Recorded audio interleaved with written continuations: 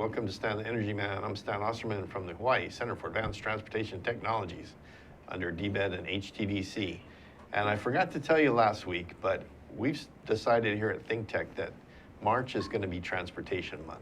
So if you're looking at the Wednesday afternoon show with Jay Fidel and Sharon Moriwaki and Ray Starling, you're going to see transportation there, and you're going to be seeing transportation here all month long, because we're trying to boost Hawaii's incentives to do more in the transportation sector towards clean transportation, because we've been getting a failing grade, a D or D minus from Blue Planet every year on our transportation, clean transportation, so we're trying to boost that up.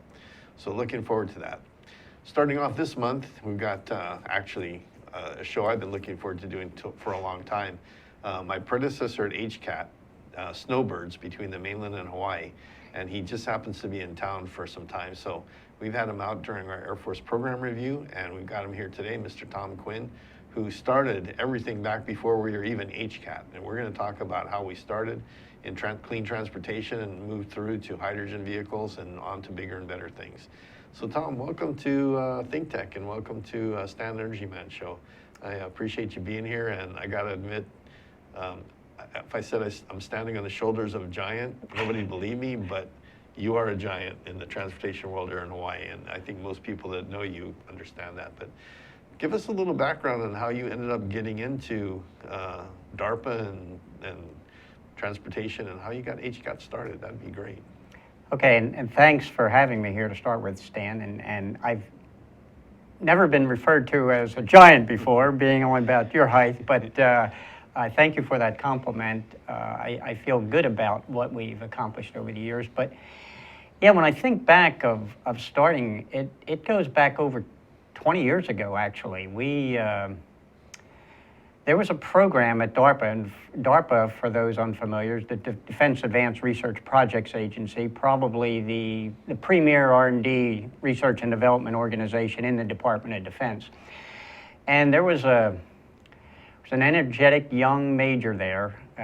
Actually, he was a Marine, in fact, has started a program called the Electric and Hybrid Vehicle Technology Program, which in essence formed a group of consortia around the country. And his vision, this guy was kind of visionary, thought he could have actually it started out the first year in fiscal year 1993 with 6 consortia around the country to develop technology for pure electric vehicles and hybrid electric vehicles. And Hawaii happened to be one of those designated as a location. In fiscal year 94, they added one, so it became 7.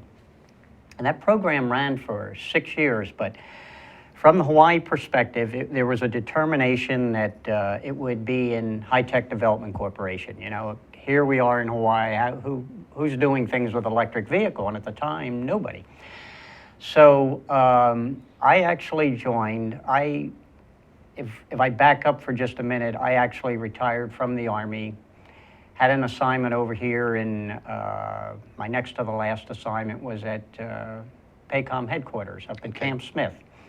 And, but was reassigned from there, went to Washington, D.C. area, finished up my career, and I always knew after discovering Hawaii, this is where I wanted to finally settle and come back here. And I was fortunate enough to be able to move back, and then after I moved back here, I was hired by HTDC to run their program because of some background I had in this area. And so in 1994, I joined the program. It was just getting underway that year, and became the first director then of what was called the Hawaii Electric Vehicle Demonstration Project. Long name. Was there an energy office then? Did the state have an energy office then? The state, I believe, did have an energy office then. They were getting funding also from the Department of Energy, but this was a whole new ball game. Yeah. Its focus was obviously transportation. I think the energy office at the time was more focused on the grid and policy. The grid installation activity. You know, not necessarily. Nobody was doing anything in transportation per se. All right.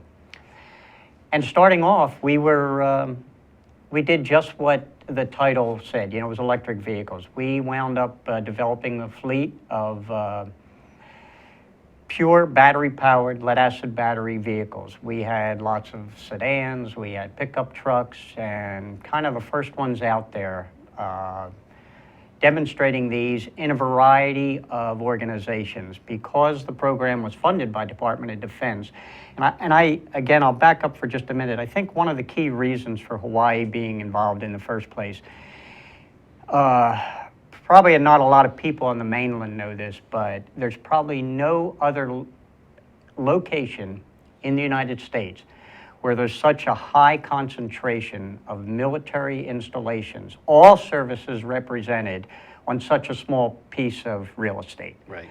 And so the opportunities for the military to be involved in this DARPA program, which is a defense program, it made a lot of sense. Consequently, Hawaii was involved. And our counterparts, there were two consortia in California. There was one in Atlanta, Georgia, one in Boston, Massachusetts. One was added, one in Indianapolis, Indiana, and then in the second year, one was added in Pennsylvania. And we all, I would say, cooperatively competed for the DARPA dollars. And each year we would go through a process of submitting our proposals, and basically everybody got a share of that funding coming in. And as I said, our initial effort was pure electric vehicles. We didn't really touch on hybrids. We were battery powered from the beginning. We involved local companies as much as we could. But as you know, there's not that much of that technology here. Right. So we would partner local companies with some mainland companies also. But we came up with some really interesting projects, again, with local partners and with mainland. And before I forget, I will add, we had one other key piece to the whole DARPA program, and that was the University of Hawaii being involved. And they set up what was called the National Demonstration Center, which was part of the DARPA-funded program. And all these consortia, as they developed their vehicles, had data acquisition systems on board, and they were to feed that data to the UH data center, and that would be a reporting agency, if you will, for DARPA on showing what's going on. Nationwide? Nationwide. Okay. Now, having said that, I will honestly say that we regularly inputted our information, but as you can imagine, with all these participating companies, and let's face it, everybody's a competitor to somebody else, and there are companies who are concerned about how much of their information is shared with everyone else. So unfortunately, there was a little reluctance on some companies' parts to feed information to the data center. But nevertheless, there was a wealth of data that got in there. There was comparisons being made.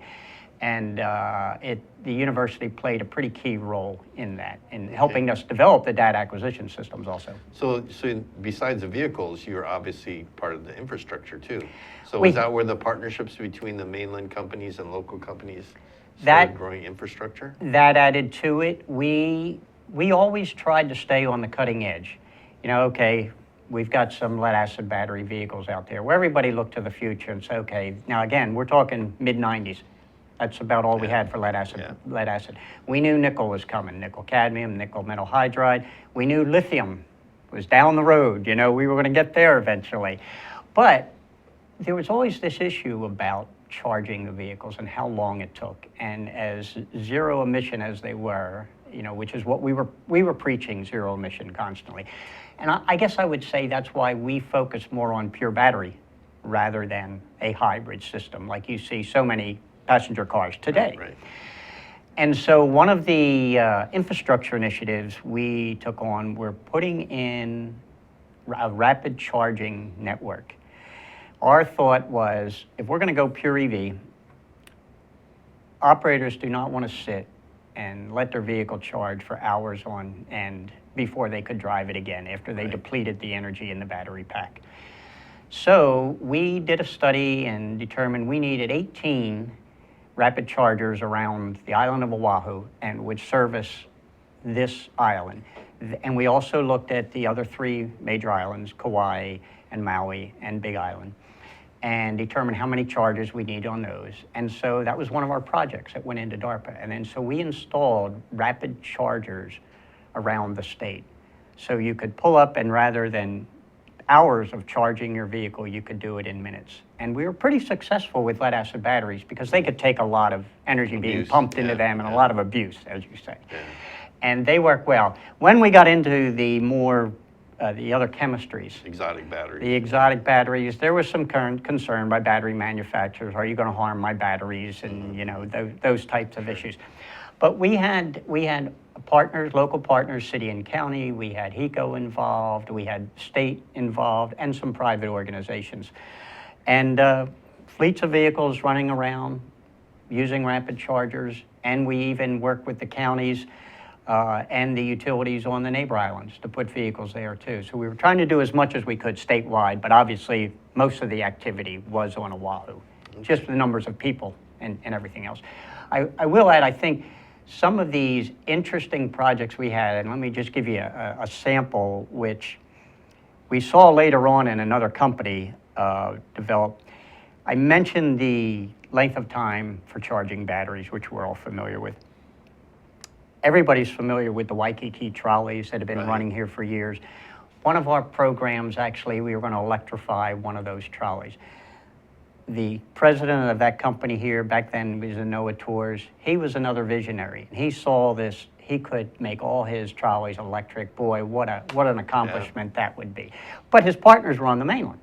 So his trolleys were made, one made the bodies, this was in Oregon, another made the chassis and the drive system. And so the drive system guy got convinced, I can make an electric drive for those. But not only did he do that, he found a way to rapidly replace an entire battery pack in a trolley. Wow. And you know, with a trolley, like a bus, you got a lot more room to work with than a little car or pickup truck. And he actually designed, and we tested it, he mounted his battery pack in the center of the trolley underneath the chassis.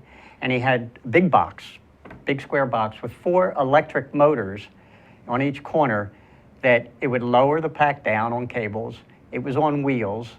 He would just push one pack out, push in another pack that had been sitting charging, hook the cables up and the little electric motors, pull it back up, and the trolley would go again. So Tesla didn't invent that, huh?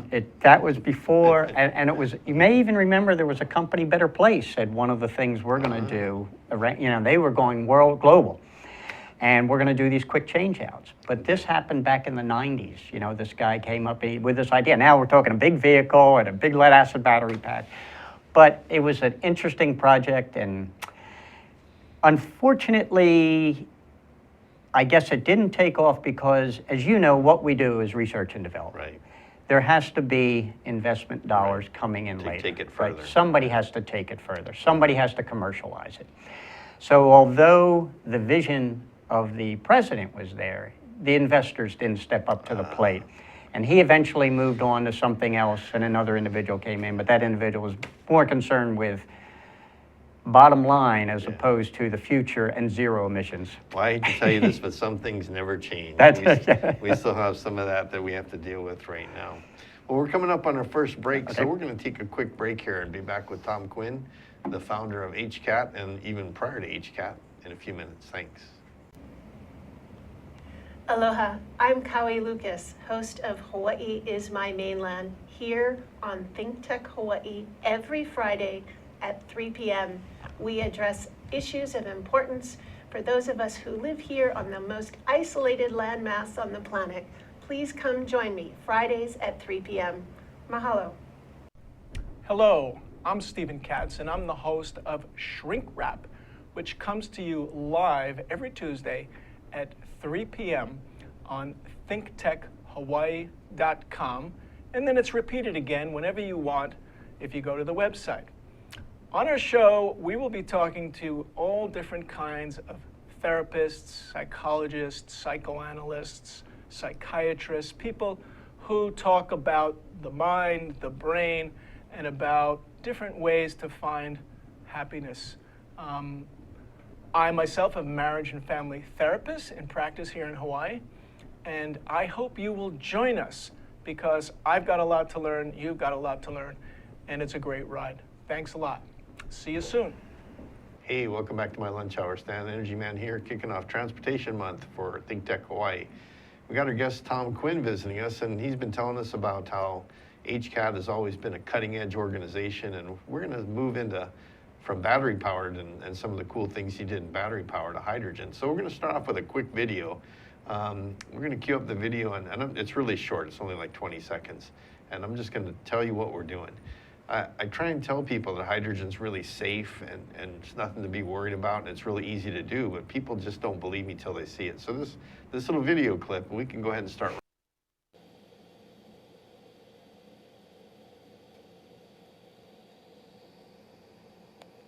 Jar. All it is a plastic cookie jar with carbon fiber and a 12-volt battery. So there you go, the anode and the cathode inside there. The negative terminal is making all the bubbles, that's all hydrogen, and the positive terminal is making oxygen. It's splitting the water into hydrogen and oxygen. And I tell people that's it, that's how hard it is to make hydrogen. And what are we surrounded by? We're surrounded by water. And what do we got that HECO can't even absorb all of? They got electricity. Well, that's what you do. You start making hydrogen with all that electricity and all that water, and you can store the energy in hydrogen, put it in your vehicles, put it in the grid. It's one of those solutions. So Tom, you're kind of a hydrogen nut like me. How did HCATT start moving into the hydrogen world? Well, as I mentioned earlier, we started under the DARPA program, and just a little, continue that background just a little bit. DARPA went on for 6 years. Department of Transportation was so excited about DARPA program, they took it over for 2 years. But as most people know, DOT doesn't have the same amount of funding as DOD does for research and development. So that lasted too. But interesting thing, while we were part of that program, DARPA had advisors from the various services. And the key Air Force advisor headed up an organization called APTO, the Advanced Power Technology Office at Robins Air Force Base in Georgia. He saw what we were doing, wanted to further, going back to the wealth of military installations here and what we were doing. He then said, I want to continue this in Hawaii, and got a hold of us and said, we want to continue the program after DOT. And so that's when we started working full-time with DARPA. So now here we are 8 years into the program. And we started looking, okay, where do we go from here? And we started looking into hydrogen. And we toyed with a few ideas. And I can remember, way back when, saying to this individual, if you're really serious about this, we need to produce something now. We need to do something. So in 2004, we unveiled the first hydrogen-powered vehicle in the state that I have any record of anyway. And it was a fuel cell bus. It was a battery dominant system but again, we were focused zero emission. And as you know, batteries and fuel cells, although it's a hybrid, it's still zero emission. We stayed away from any type of diesel hybrid. Yes. Okay. And so we introduced this on base, and it was just going to be a shuttle on base. But one step at a time, and money only comes so fast. So here we had a vehicle, but where do we get the hydrogen? For a while there, we were getting it from local company, Gas Pro, and sometimes it had to be shipped in from the mainland. And we knew we had to then work and get the station going. During this same process, we started thinking more and more about where are we going, what are we doing, and that original title, Hawaii Electric Vehicle Demonstration Project, we felt was too limited for where we were going and what we were doing. And it was right around that time we introduced that fuel cell bus that we changed our name to the Hawaii Center for Advanced Transportation Technologies. Okay. About 2004, you say? It was right around the 2004 time frame. Okay. Same time we were introducing the bus. Okay. And that got us going into this hydrogen program. And as you indicated, like you, I was a fanatic about hydrogen, and I just figured we just need to continue to grow from there. And APTO, that Air Force organization I mentioned, they introduced us to a company that thought would really help us getting further into that and getting the infrastructure started. And that's when we brought in a company called Hydroflex, and we started the station. And our initial role for the hydrogen station was it would be deployable. That's a term I know within the military we think we need to put this in a remote location, ship it anywhere in the world. We operate globally.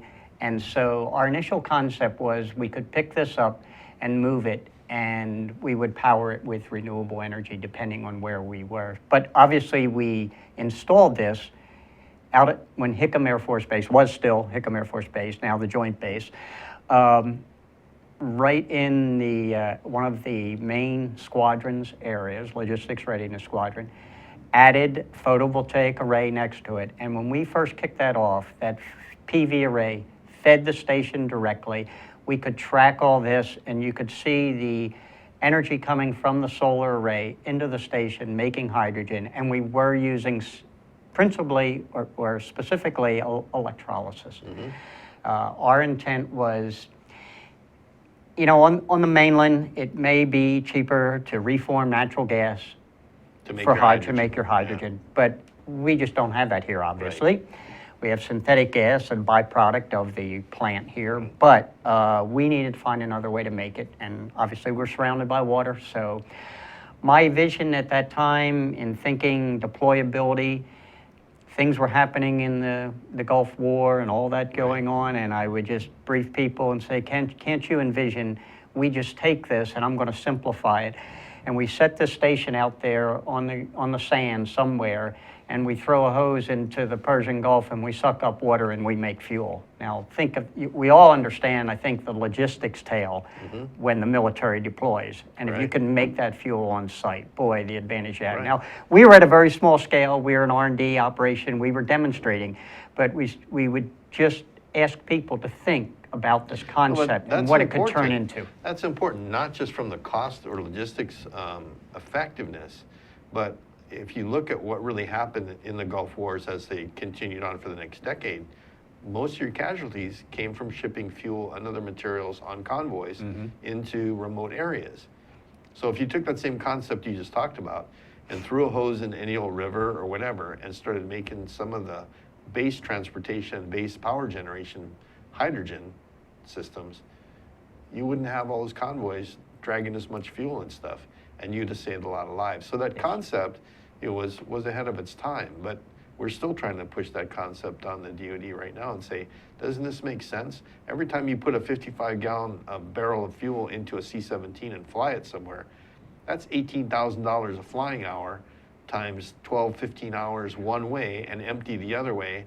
That's a lot of money. You can save aviation fuel by looking at the logistics piece of hydrogen in your formula. So that we have this, no wonder we're on the same wavelength, even though I wasn't doing it then. It's the same concept. We're trying to still convince the DoD that's a smart thing to do, not just for the money and the logistics savings, but life savings. Definitely. And we all know that takes time. I mean, I envision this future of hydrogen. I was sold on fuel cell vehicles when I first heard about them and what the potential was. I knew it couldn't be pure fuel cell. I knew it had to be fuel cell battery hybrid. Sure. That's the only way to go, and there's a lot of technical reasons for that, which, maybe this show is not, we don't have the time, I guess, to discuss all that. But that, to me, I saw as the real future, but fully understanding the length of time it would take to make that change. Because, internal combustion engine vehicles have been around for over 100 years. The logistics behind them is amazing. Yes. You cannot change that overnight. And I envision this entire century that we're in now, we would be little by little, slowly increasing the number of hydrogen-powered vehicles. But those internal combustion engine vehicles, we're not going to go away for a long time. And they're going to be working side by side. That's still accurate. Yeah, right. And you have to get the infrastructure in, and people have to buy into that. They have to buy into the safety of hydrogen, which is much, much safer than gasoline. We have a gas station on almost every corner. I'm exaggerating a little, but eventually we need to have a hydrogen station on those corners. And you can fuel, as you know, a fuel cell vehicle as quickly as you can fuel a gasoline vehicle. Right. So it's that. And to make it with renewable energy, what better story is that for a whole zero emission approach? Yeah, maybe you're like me. When I got into this job and started doing what you used to do, I started seeing energy in a whole different way. It's like energy's falling around on my head. It's the winds blowing past my ears, and that's energy. The volcano heat is energy. The ocean moving is energy. How do we take that energy from that format and move it into vehicles? How do we store it? And so I just started looking at energy in a totally different way. And I think we need to get a lot more people thinking about the same thing. The nice thing is, here in Hawaii, people are naturally have a bent towards clean energy and clean transportation and clean power. So we have that on our side, but it's still a long muscle move to get everybody thinking towards hydrogen and clean energy. So that's always going to be a challenge. And have you had a chance to look at the new Mirai yet that Toyota's got out? Only in a picture, but I will say that over the years of being involved in the program, I don't know if they still go on, but there used to be these, one time it was annual event, and then it became biannual, electric vehicle symposium.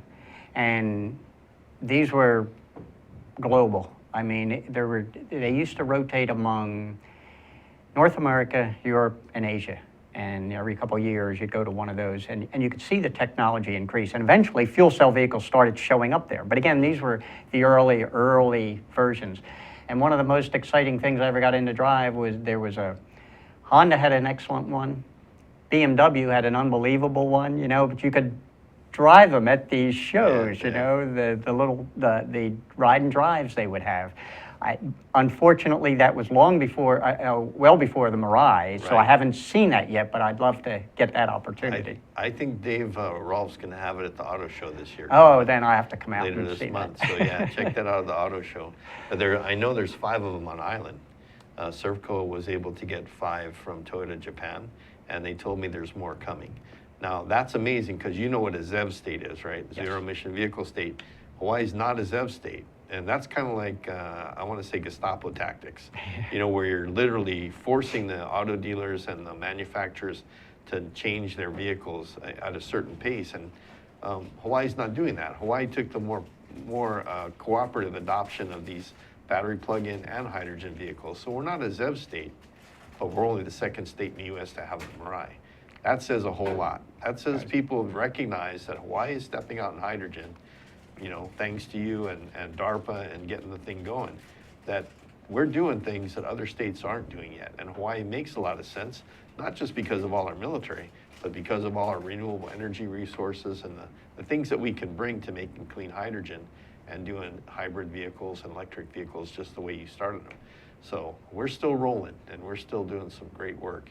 And we're going to take a quick break and come back and talk about the future and talk about where you think Hawaii is going in the future. So we'll be back in a few seconds and talk more to Tom Quinn.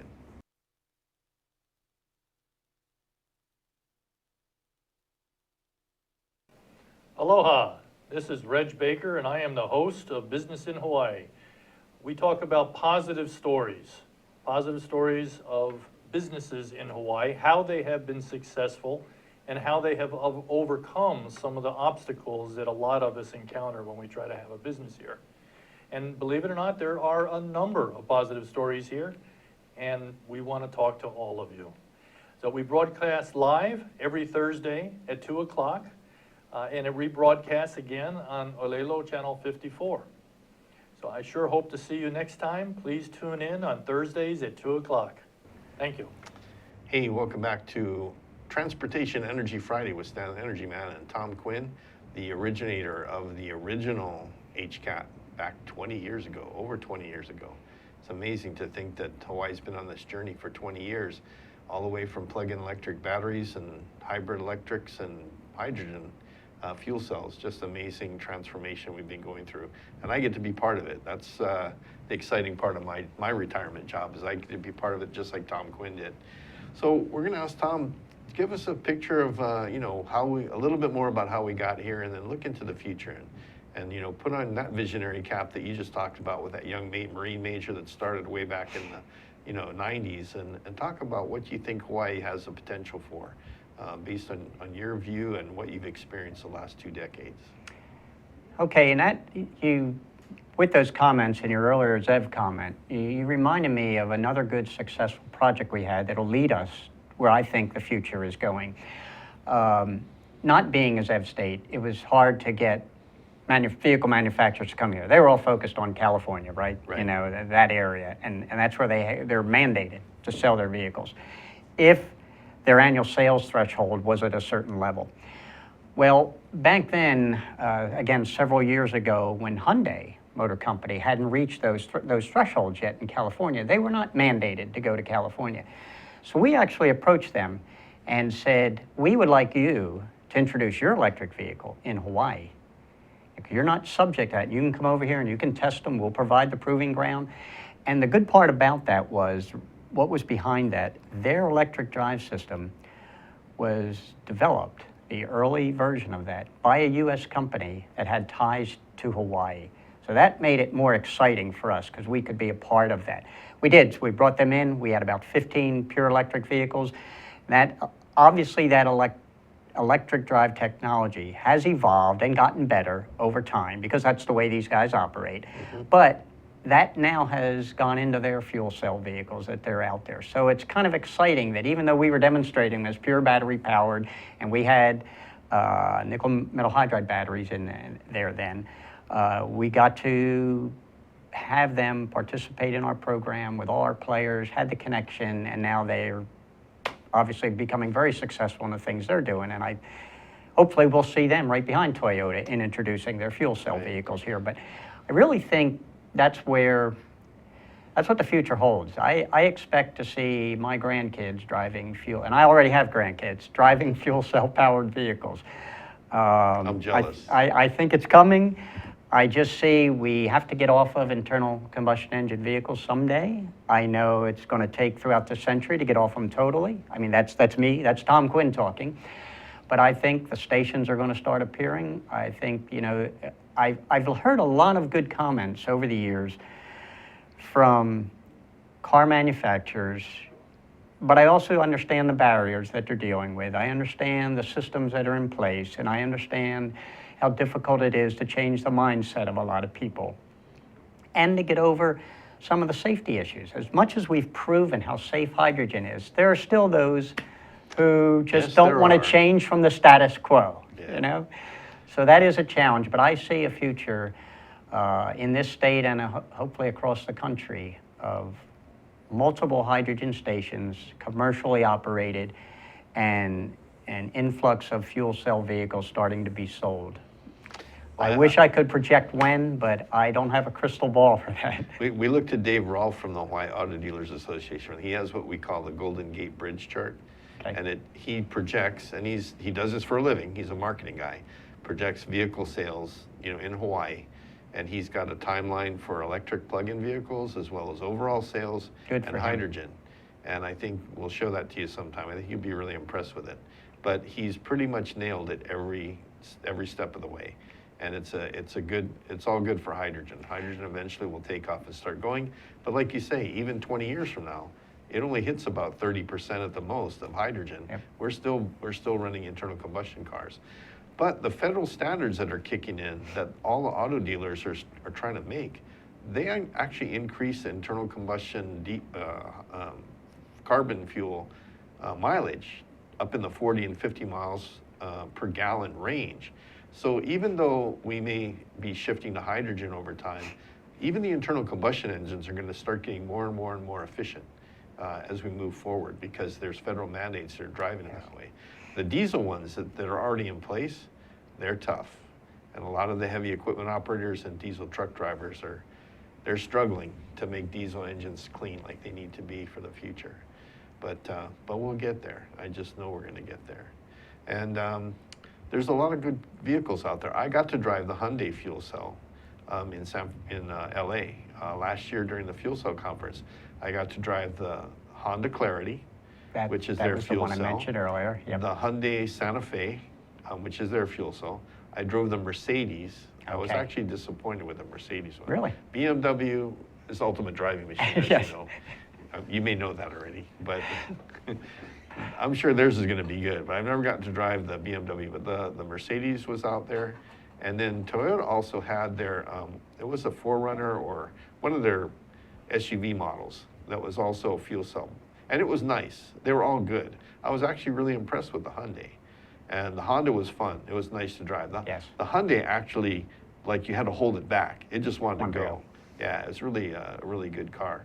I did get to drive the Mirai this year. I got to drive it about a month and a half ago out in Puna, took it out to Lagoon Drive, and I had a reporter in the back seat from the Star Advertiser, and I think I scared her when I hit the accelerator and just took off, but I said, I know what this car will do, and it did it. It accelerated right out. Electric cars, people just don't get it. If you ever pulled up next to a Tesla and had him show you how to eye water you on a takeoff, Tesla can really move out quickly. Oh, they can. And it's a battery electric car. So that's the future. Even if you're a gearhead and you think you have a need for speed, I think you ought to look at electric cars. They'll water your eyes. No doubt about it. Electric drive is the future, and that's what we kept preaching. You know, yes, we said electric vehicles and all this, but it was all really about electric drive, and that's what we were pushing. It's just a matter of what is the energy source that's powering that? Because just like you said, you can't beat an electric vehicle off the stop line. That immediate torque that goes to those wheels is just, it's phenomenal. I've seen them outperform the high performance Indy cars. Oh, yeah. You know, it's immediate acceleration. So that is, and as you know, electric motor is so simple compared to the hundreds or thousands of parts in an internal combustion engine Right. vehicle. So electric drive and getting there with the right energy source, which I fully believe is fuel cell and the right battery combination for that hybrid combo, and it's still a zero emission vehicle, and that's where we need to be. Well, you started it all, so thanks for being on our show, and thanks for all that you've done to get alternative fuel vehicles going in Hawaii, and Hawaii does lead the way. In so many ways, like that company you talked about that had Hawaii ties back to the Hyundai vehicles, plug-in vehicles. It's amazing when you look at how many high-tech technologies actually have a foot somewhere here. And I'm even some of our more sporting activities like surfing and things like that. So it's great. I'm glad you got us started. I'm glad I was able to follow in your footsteps, take some lessons from you, and keep things going at HCATT. And someday I'm going to have to pass that on to some young pup and let them take over and do it. But it's been a great ride for me, and I know it was a great ride for you. Oh, So thanks for most definitely, Stan. It was a fun ride. It was a wonderful second career. I had reservations about leaving, but I was so thrilled when I knew you were taking over because you had the hydrogen vision, and because I really thought that was the future, and somehow we got to keep it going. And I'm happy that you are, and I hope you do find that guy who thinks like we do and wants to push it further. I think I found him already. Oh, so good, we're working good. on it. But speaking of great rides, the last video we got, which is really quick, shows you my great ride, what I do to decompress. So, Ian, you can go ahead and throw.